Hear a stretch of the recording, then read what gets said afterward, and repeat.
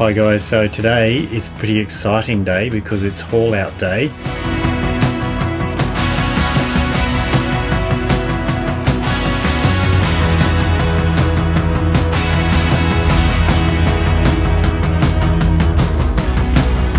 Just waiting for the call to go over onto the slings and then we're going to get lifted out of the water. So what we're doing is we're going for the rudder bush replacement. So what that means is we're actually going to be dropping the rudder out of the bottom of the boat.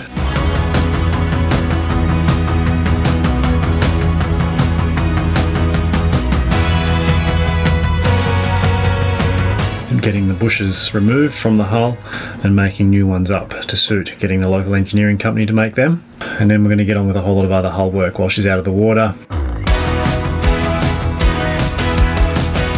In this episode, part 3 of Sailing to Tasmania, the wonderful and enthusiastic Peter and Janet help me tackle the big jobs, with all the stars on the hard stand at Kettering, Tasmania.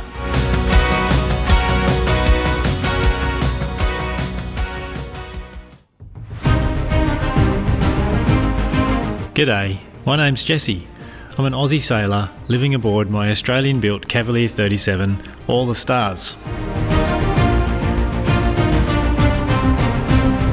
Join me and many friends as we discover the wonders of life at sea. Yay! So why not hit that subscribe button so that you can stay updated and we can do this adventure together.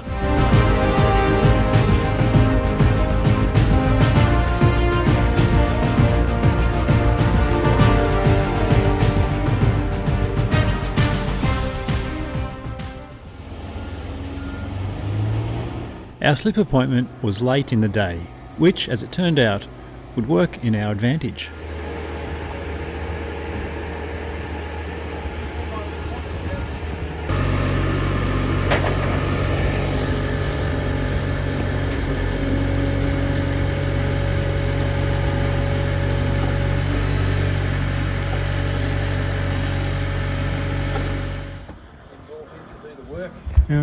Jeff? Let me get off first, and then I'll get... Our lift operators, John and Rupert, were friendly and genuinely interested in helping out. Wow. Oh, look, you can see the bit that Jess was talking about where he ran in the mud for weeks on end up in...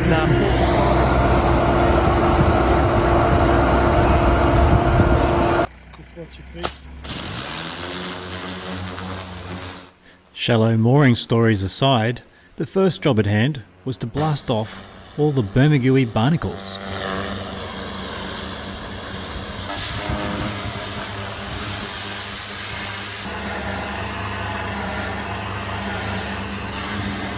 These are all the bits that we've got off the rudder stock, and there's the quadrant down there.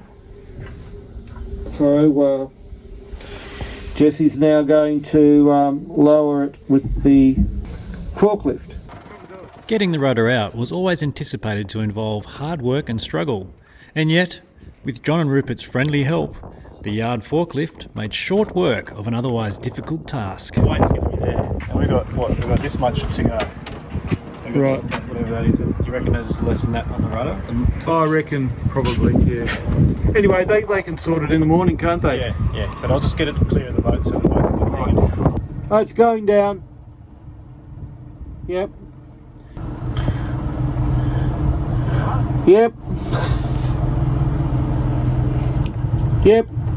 Keep taking it down. Keep going. I got the ring off.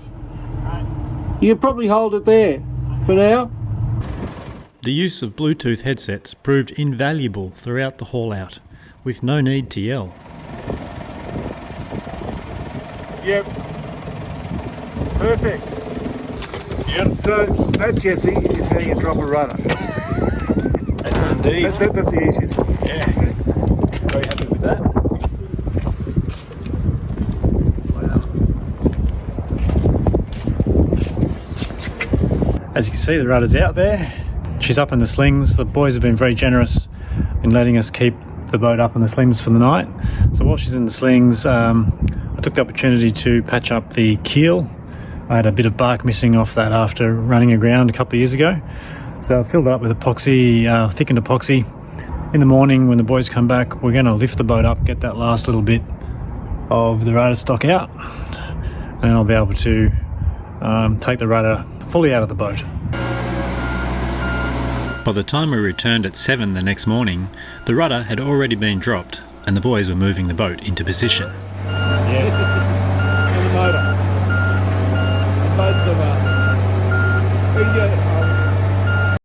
With Greg from Spectrum Engineering arriving shortly after, we removed the prop shaft and prop and quickly removed the cutlass bearing which holds the prop shaft in place. What is this, Peter? Well, this is a there's a cutlass bearing, spelt C-U-T-L-E-S-S, cutlass bearing, and it came out of the P bracket. I don't know why they call that a P bracket, but you do, probably because you can pee on it. Something. But these have a it's kind of a rubberized material, and there's grooves in there that allows the water to go down in there and keep the shaft cool and lubricate it because it spins here. And this one was a bit worn. I don't know how long. Wouldn't be the could be the original one. I don't know. No, you know. Done by Cal when he put the new prop on. Yeah, I think so. Yeah, I thought they'd last longer than that. What have you come up with here? Well, this is a Seahawk propeller, and they're beautifully built. We had a Seahawk feathering prop on ours, but this was a Seahawk folding prop, and they are really beautifully built propeller. Yeah. Look at, if you come around here, look at the teeth. They're just all stainless steel. There's a bit of plastic bushing in there, but these last you years. And thank you, Cal. That's right. Yeah, Cal made a good choice here. He did. Easy to service. The flathead there, screw there, you could probably just undo it yourself and pull them out and do it yourself. But wow, there's a lot to be said for engaging a pro. That's right. And that's why I've got you here. That's why you've got me here. Brushing my prop. With an angle grinder. Beautiful, eh? You be careful with that thing. Don't want you losing any digits. No, that's right. Not like my brother. Take your time. Yeah, well, look at those blisters. Not too bad. Yeah. I'm going to get in there and fill those later today. Yeah. Start glassing them up anyway. Yeah. The newly fitted cutlass bearing and my nice shiny new propeller, a la Peter, was a sight to behold. Here we are, Peter. What an amazing moment. What an accomplishment to get that rudder out, the rudder bushes. Yeah, was good. I'm very relieved, very happy. I'm very relieved too, and very happy for you. Thank you. Yeah, it was turned out to be easier than we thought, right? Yeah. That guy Greg, he was a go-getter. He was. This guy rocked up. He was 6'4" or something. Yep. Built like a ton of bricks, and he just got into it. I like when he said, when we were trying to tap it out and we're considering cutting it out, he said, look, if you cut it out, it's going to take too long. Let me go and get the sledgehammer. Yeah. You know what? It's worth a try. Yeah. So that took probably all of 5 minutes. Once he had the sledgehammer. Oh, yeah, once he had the sledgehammer, and it was seconds. But how long do you reckon it took him to cut your top bush out? Well, it took out 2.5 hours. 2.5 hours, yeah. Yeah, so it just goes to show when you've got the right guy for the job with the right bloody tools. But he had the sledgehammer that was about the size of me, so I wouldn't have been able to swing it. Yeah. But she's popped out, and so that gives me a sense of relief because I can get the new parts made up. And Spectrum are coming down tomorrow sometime to measure up, and then you can get on with the hull work in the meantime. Yeah. And have a brand new rudder. Yeah. Bush. Have anything profound and wise to say? Well, it's been a pretty good day, hasn't it? Really, we've got the rudder out. Got the rudder out. Yeah, we've started sanding. Got the prop shaft out. Prop shaft out. Had one trip to Bunnings, now we're going for a second trip to Bunnings, and that's always fun. And 4 different separate expert opinions on what. Lots of expert opinions on what to do about the rudder. And they're all differing. yet. I'm really glad you're going through this, Jesse. It makes me feel so much fucking better. Thanks, mate. That's Good. right. Anything to be of service. Couple of osmosis blisters we can fix. That's not going to be a big problem. Yeah. Well, I just want to say that you and Janet are the two biggest-hearted, kindest, loveliest, amazing people ever, and I'm very grateful for your time and energy and expertise. Am I blushing? I hope so. But yeah, you're a gem, mate. Well, it's, you know, You got the Cavalier bug. fun. Yeah. Fellow Cavalierian. The Cavalier love. Cavalier love, yeah. And here we are, making our way to Bunnings. Well, thank you. Thank you for having Janet aboard for a. Oh, absolute pleasure. I didn't mess over a lot. Yeah, well, thanks for lending Janet to the boat. No, it was her choice. Yeah. So our bushes for the rudder have arrived. Spectrum Engineering have done a beautiful job of making these ones up. So they're a resin soaked cloth layup, and the challenge now is to get these to fit dry. And once they fit dry, we can put the rudder together with some glue on these bushes on the outer edges, and they'll go up into the sleeve in the boat, and we can set the alignment of those two bushes, applying some glue, putting the rudder stock up in, and then letting the glue go off once the rudder stock has aligned those two bushes, bottom one and top one. So that's our bottom one, and the top one has got that cap on it with those two rubber seals which stop the water from coming up from the rudder. So that'll come down from the top. So I'm just sanding those in to fit now, and we're due to be lifted this afternoon, even though it's bloody windy. It makes me nervous, but if we get up in the slings with the forklift, we should be able to lift up the rudder and get it into place and get it bolted on tonight. If we can get that far without any dramas, I'll be very, very happy. And here we have a fibre washer, which is what goes on there. It's a bearing plate, because then our collar, which stops the rudder from disappearing out of the boat, bears down on that. Here we are looking down at the top rudder bush in the aft lazarette, and I've just sanded this guy down a bit, and that's going to fit nicely once I add a bit of glue to that, and then we'll drive it home. So quite happy with that. And of course, since it had been 2 years since I'd last slipped, while we're on the hard stand, it was time to grind back some blisters and also install a new seacock through-hull fitting for the watermaker that I'm planning to build into all the stars. Well, there's our hole, and that's going to fit this through-hull fitting. You can see the offcut that came out. It's very thick. That's how thick my hull is there. It looks like two pieces, but it's one piece because I drilled from one side and then went to the other. And that's just shy of 25 millimeters thick, so she's a solid hull. Very reassuring. Now I've just got to prepare the area by filling the outside and fairing it off so it's nice and flat for this through-hull fitting to go through. And then we'll bed it in with some Sikaflex glue.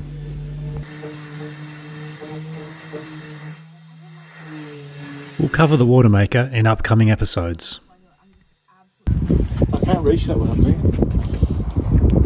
Here, Peter and I are priming our blister repair areas prior to antifouling. Thank you. Yeah, we work as a team. We do. Jesse tells me what to do and I do it. Being a 38-year-old yacht, each time she comes out, like many other hulls built of this era, she needs a few blisters ground out. A few days later, the boys came back to move us higher in the slings again, so we could get the rudder back in.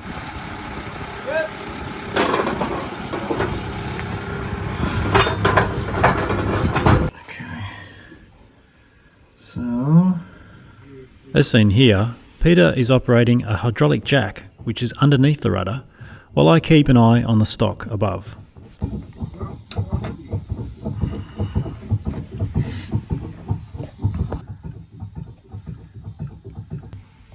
bracket together, collar,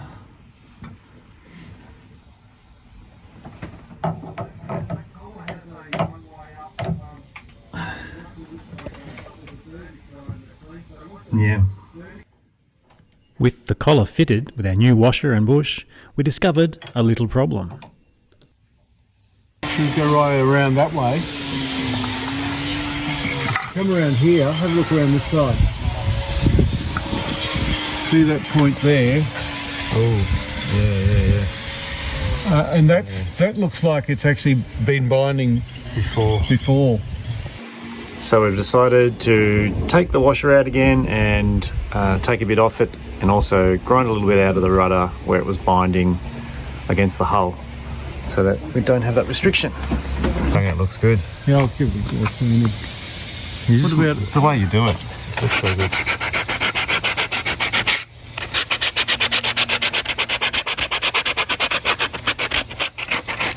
We'll give that a go. Yesterday, in this howling wind, the guys at the yard here lifted all the stars up in the cradle, and we got the rudder on the forklift, and we gently inserted the rudder into, well, we first Jesse hammered the bottom bush in, that was glued in.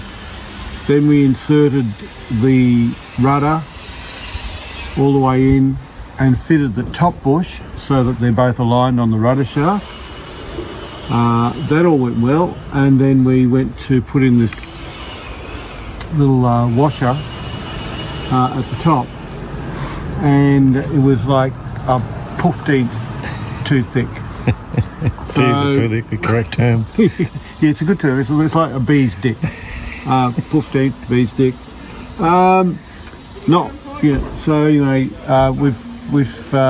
we rang the engineers, and they said, well, they made it up just a little bit thicker than the one that we gave them to allow for some wear, but it's pretty close. So we've actually just sanded a bit off the top of the rudder, and we're sanding a little bit off this washer, and Jesse's going to go back up and fit it, and we'll see how it works. And if it's still too tight, because you need to have a little bit of clearance, then we'll We can ask. We'll ask Angelo if he'll machine it down for us. Yeah. Or I'll get a new one made. I'll get a new one made, but even that, I mean, that's going to take years to wear through. Even if that was 4 mil thick, it'd still take years to wear through. Oh yeah. And it'd be easy to replace. Yeah. Happy days. And how tight is that rudder? You felt that this morning? It's as tight as the fish's arsehole. Yeah. Do you think it's got more range than it did though? Oh yeah, it does, definitely. Yeah, it has got more range. Okay. So here we are, guys. Look at that beautiful new top bush. Fitted with the collar and looking very, very slick. There's no movement. We've just given it a shake. We've gotten rid of any play. Let's just see how long the play lasts for, because one of the shipwrights here said that. Oh, hello. Hello. One of the shipwrights said that they'll develop movement again, but we'll just see how much and how soon. Now we have to get the quadrant back on. Yeah. So there's that bit that goes at the back. Yep. I'll pass it out.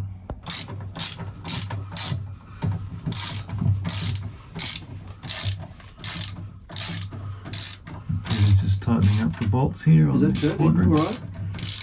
I can't just see from your side. Oh yeah, it's starting to get a bit tighter. Yeah. Yeah. Just nip it up a little. Set. Well, there she is. Our rudder is in. Beautiful clearance gap. There's absolutely no slop in the bushes. She's schnage and tight. Very happy about that. Well, with the rudder bushes out of the way, it was time to give the hull a good acid wash, a thorough wash down before we started priming and antifouling. So we're using a different product here. It's Micron 1, mainly because we couldn't get the Altex 5, which is what I've used in the past, but we've been assured it's the same technology. Yep, she's all sanded up. Thanks for your help with that, mate. That's all right. Beautiful job. She's a good looking hull, that one. Filled and primed. Once it's got a coat of antifoul on it, you won't see any of that. Indeed. We've got a lovely day here in Kettering, so we're very lucky with the weather. Yep.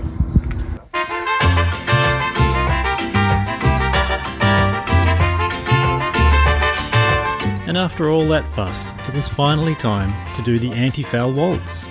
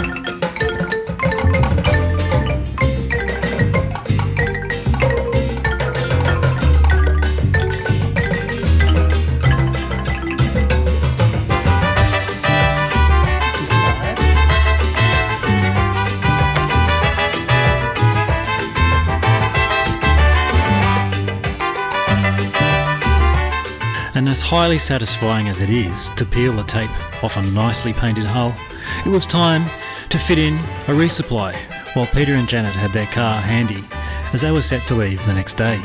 Stock up. Stock up. We'll get stuck on King Island for 2 months. Yeah.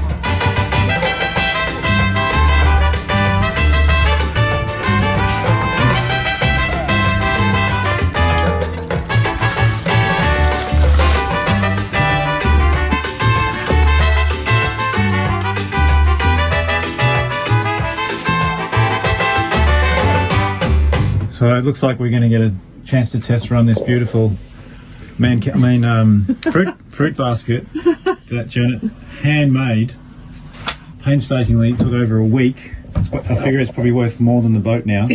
Yep. So shall we load it some up? fruit? Yep. Okay. There's some fruit and veg. Here it is. Check it out. Look at that. There's some cuppage there. And a banana now it needs. Look at that. That could, yeah, just one banana. I don't know where I've put the banana, but We'll get to the banana. oh, look at this. Wow, that's great. It's not even beginning to show signs of strain It's not here. even wrinkled. No, that's right. It's still got to lose a few more wrinkles, hasn't it? Fantastic. Oh, they actually avocado. You probably should put them in there. Performance. What do you think? What do you think of those apples? Oh, very nice. Eh? Feel that support. Nice plums. Yeah, yeah. we just hold those for you. It won't work. Yeah, Okay. And the final touch. Here we are. Leslie is being acquainted with his new fruit basket. Oh, his toe's getting caught there. Oh, there we are. Look, there you are, Les. Aren't you happy, eh? Leslie the dinosaur. Funny of fruit. Leslie the mascot. Oh. Yeah, he's a dinosaur. He's a bit of a liberal voter, but The that's fruit right. protector. Au revoir. All right. Bye. A bientôt. See you in the soup. Thanks so much. Bye.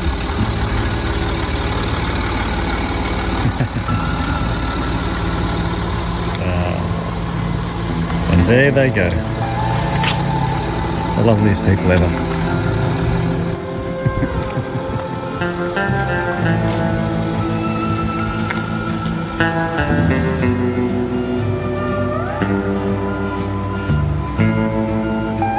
So once again, All the Stars was in her full copper-based glory.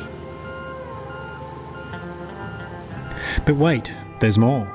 Next week, we discover an unfurling problem.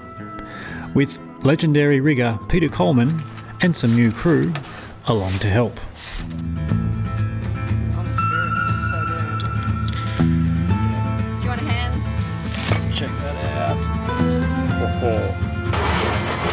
Here's Peter the rigger going up.